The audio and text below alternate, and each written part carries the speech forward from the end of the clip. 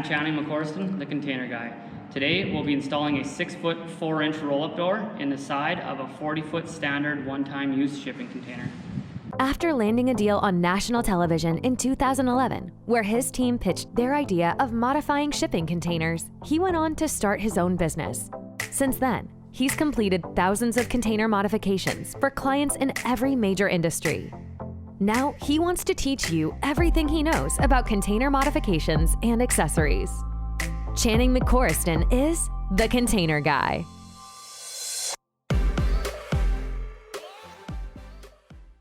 You may be wondering why the door is 6 foot 4 inches and not just 6 feet.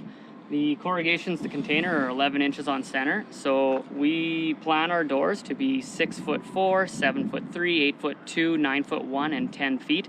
That's what works out perfect, where we always end up with an outside corrugation for our side frames.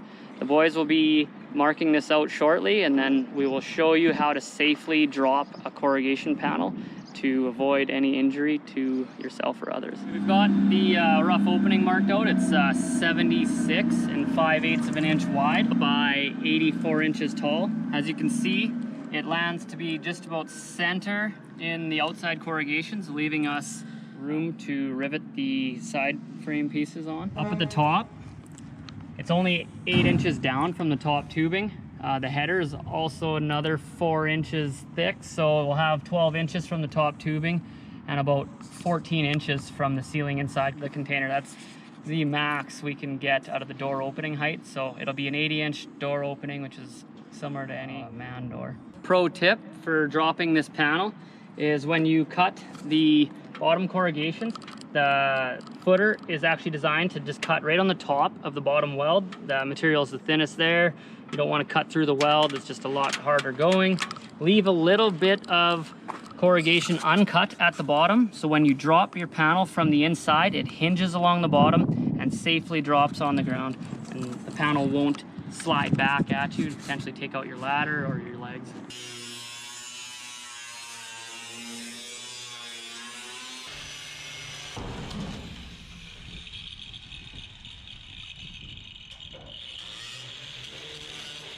Okay, so we're back. The guys have the rough opening all cut out and prepped for our door frame. The door frame consists of 4 pieces. There's the left and right side frames, the footer, and the header. The side frames, they have pre-laser cut holes that will drill through and rivet into the outside corrugation that's left over. This just sets right in. Typically just rests in place. Footer is laser cut perfectly. We have left the welds for the footer to rest on. That's designed to sit flush there, and then we have in the threshold plate, there's an area to stop the water from actually pooling into your containers, so the water will flow out of the can. And then so this gets wood screwed into the wood floor of the container using number 8 Phillips head screws. The rough opening is just slightly larger than what it needs to be, so the footer and the side piece aren't touching.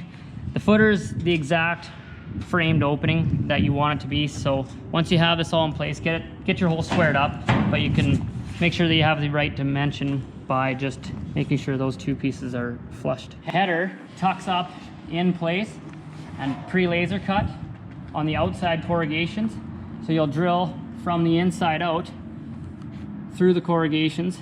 Sorry, those are the inside corrugations, and then from the outside we'll rivet back through, and that will hold the corrugations nice and tight up against the header and provide that structural rigidity back to the container. Proper order for installing the roll-up door frame is drill and rivet your bottom holes, then get your header installed across at the top. That needs to get aligned, and you need the movement of the side frames up the top.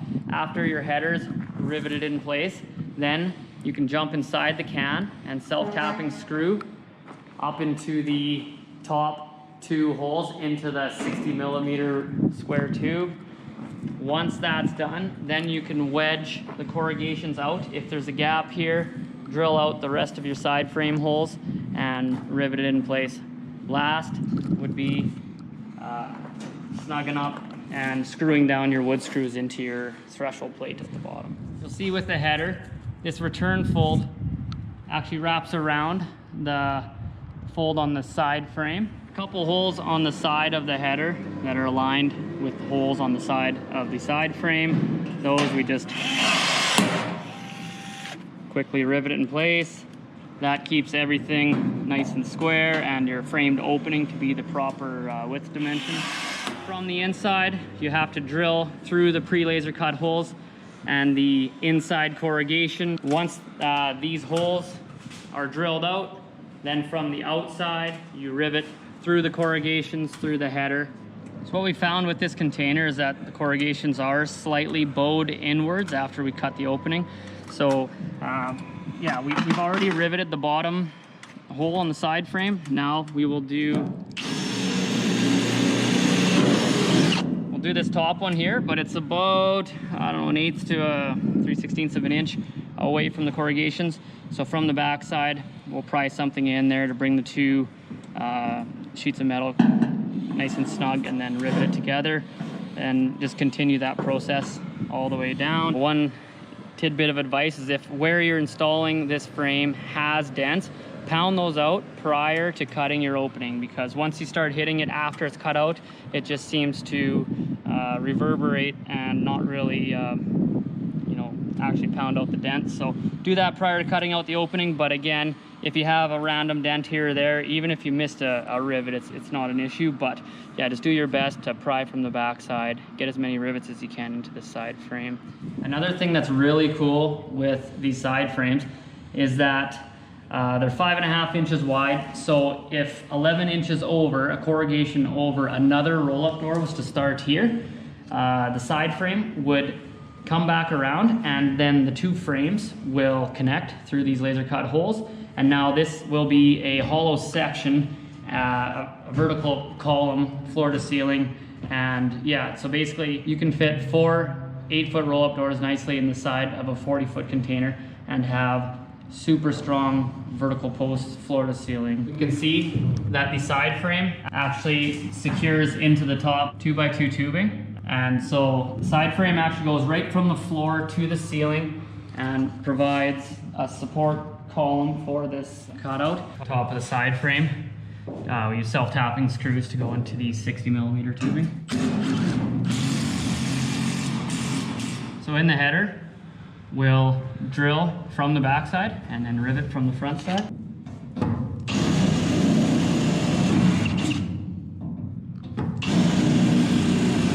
If the can's bowed slightly out and the corrugations are a bit spaced, if you just work from both sides into the middle, as you go across, it will bring the corrugations closer to the header and save you from needing to clamp. And then once this is all done, just a nice bead of silicone along here just to potentially avoid any water intrusion. When working with the teak plywood flooring, which is most common, you'll be fine using a wood threaded screw. But if you're going into the bamboo flooring, which seems to be a little bit harder, sometimes we've had to pre-drill these screws because the wood thread just seems to be a little bit too coarse and it ends up snapping the head off. So if you get that and you snap a head, yeah, just pre-drill. So we're back now. We've got the entire frame all riveted up and the threshold plate screwed down. We've also siliconed around all the edges, and we've siliconed up top above the header to make sure that no water intrudes into the container. So we're about to hang the roll-up door. I just want to go over what it all kind of comes with. You'll have the door, your left and your right tracks, and then it'll come with a hardware kit where you got your handles and then your mechanism that stops the coil once it's all installed from rolling up and past and unwinding. We need to make sure that the tracks are secured to the door itself. So there's just 2 carriage bolts with nuts. Do that on each side. Then we like to have the door propped up on a ladder prior to lifting it in place. Big note, do not cut the strapping tape until the tracks are screwed on to the framing kit and you're ready to drop the door slab in there. So do not unwind, do not unwrap, don't do anything. Have an X-Acto knife ready when you're ready, but don't do that prior to having everything up and installed and ready to go. I just want to note that we order all of our roll-up doors to be 7 foot 3 inches tall. That's a good height for high cube containers. If you install a roll-up door on a standard height, you can, because the frames are 7 inches longer. We cut off a 7-inch chunk, and so we've already cut that off. And then just on this side, we've actually just angled that cut to clear the threshold plate on the floor. So once it's installed, it just sits nice and flush in here, and we're able to silicone around. So any water that was to come in here actually just still angles out of the container. So we're about to lift the door in place, and we'll just give you guys an idea how to do it. Make sure you got 1 or 2 extra hands, because it is a labor-intensive process and can kind of get a little awkward. It's not too heavy, it's just awkward. So what we try to do is prop the bottom track against the frame. So when we go to lift up, we're just using leverage and prying against the wall already, so it's not all awkward and shaky. So we'll let the guys do it. Lift it over my head here. And so one guy on each side typically, and then one in the middle. Step 1 will be, we try to just flush the track to the side frame here. It should just sit nice and flush. Make sure, yeah, your door is spec'd to be the same as your frame. And then once, you got to get a longer 3/8 hex driven head on your impact driver, self-tap your screws, secure your frame to it. Once your frame's secured, everything's done, you know it's all right, then we can cut this saran wrap and the tape and drop the panel. And we'll just slowly want to feed your panel down and let it drop nicely, remove the foam, and then prior to tensioning the spring, you want to make sure that you've installed your handles and the stoppers, because if you tension the spring, the door goes all the way up, now you got a problem. So just finish self-tapping all of your tracks in place, and then it's time to cut and drop the door sheet. Be careful when you're cutting the foam and saran wrap that you don't cut through the rubber door seal at the bottom. So yeah, it's right here, you can see a little black strip, so you want to stay away from that. A lot of times we just kind of prep the door to be cut, but we leave the strapping tape. Don't cut that until you have helping hands.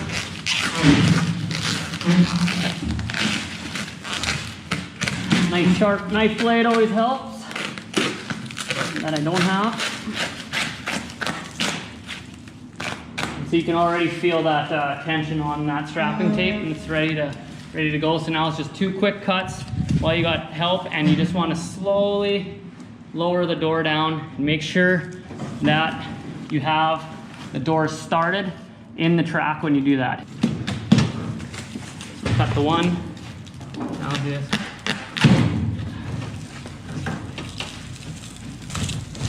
Got the door started in the track. Maybe get you a view of that, just here. And now, you gotta make sure you kind of hang on to it, because it's gonna want to even unwind out into the can. So now, just keep tension on the door, start pulling it down. One other problem is, if you just let it go on its own, this is a sharp edge here, and a lot of times it can scratch the paint on the door. So as we're going down, I'm kind of holding out on it and making sure that we're not scratching the paint on the door. The included stopper plate comes with your hardware. You'll have to remove the nut on that carriage bolt. This nut, and there'll be one more that's included with the hardware. That's where your handle will go on the outside. And then this one, you put the nut and the bolt right through there. Now as this door goes up, this will be inside the track, and then as it comes up, it hits and stops that door from unwinding.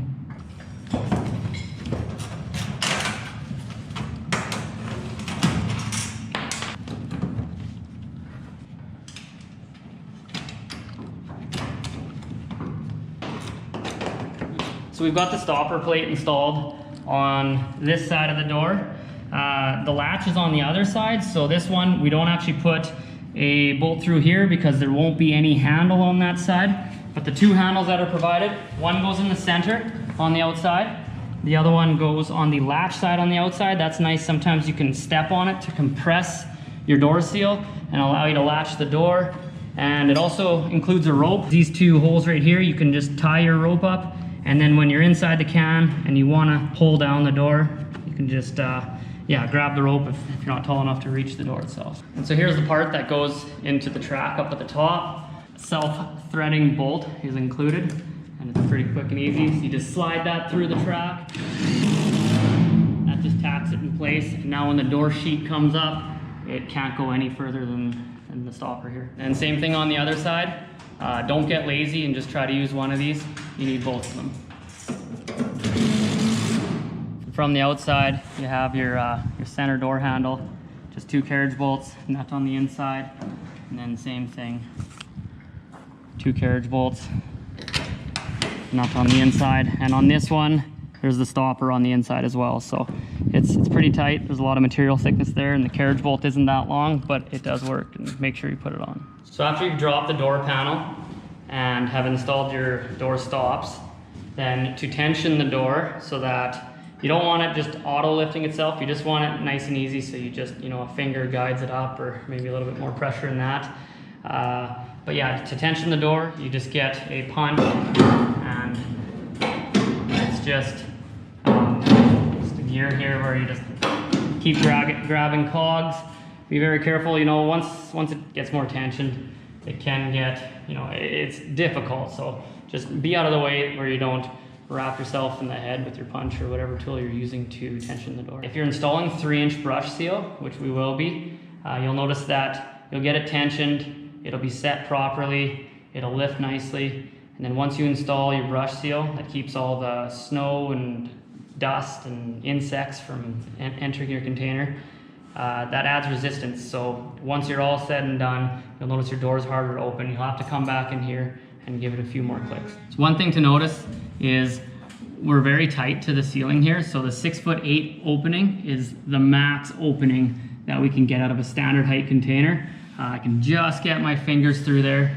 Beware, this is a brand new or a one-time use container. If you had a used container and there's any dents in the roof at all, you're gonna have a hard time. If this thing binds, you'll have to potentially take the entire door down, cut the bottom of your tracks more, and then lift the door. So if you feel like your roof's not perfectly straight or bent upwards, then maybe instead of cutting 7 inches off the bottom, you can cut 8, 9, something, just to be safe. And the only thing that's gonna change is it's just gonna lower where your door stops. So instead of having 6'8", you're gonna have 6'7", or 6'6", finished opening. Most people, when they're installing roll-up doors, often they're in a high cube container, so this isn't as much of a worry, especially if your door is spec'd properly. So we use a 7' 3" tall door in a high cube container, and then that gives us another 5 inches of clearance under here. So no worries if you're putting it in a high cube. If it's standard, just beware. One final thing to note is that because we've used 7' 3" long tracks in a 6' 8" opening, we're gonna have to move the latch hole up 7 inches. So we'll just basically recreate that 7 inches upwards and cut that out, and then our door will be able to latch and lock properly. To finish the door and make sure that you have a nice wind and water tight seal, we use 2-inch and 3-inch brush seal. So at the top, horizontally, we use the 180-degree aluminum retainer with a 2-inch brush seal. And then on the sides, we use a 45-degree aluminum retainer with a 3-inch brush seal. Because the sides on an angle, it takes an extra inch of brush seal to really make sure that you get that seal up inside each of the cracks.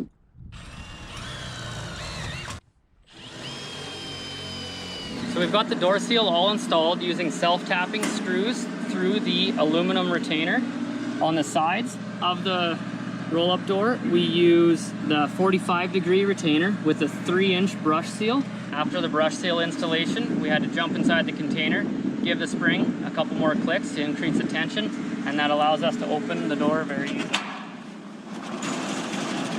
So when closing your door, especially at the start, this rubber door seal is going to be pretty firm, so sometimes you have to step on the handle to get the door to latch. You want it to be nice and tight. It might be difficult at the start, but as the sun kind of cures this and bends it over, it'll get easier over time. Come to the edge, and a lot of times, yeah, with your foot when this can's on the ground, you can just step on here and then just slide over. Slide latch here has a slot where you can insert a disc lock, and that'll keep all your possessions nice and secure. Thanks for watching our instructional video on how to install a roll-up door in a shipping container. If I missed anything, please feel free to comment below. If you enjoyed the video, please give it a like, subscribe to our channel and hit the bell for notifications, or visit us at tcg.ca. Hope you learned something.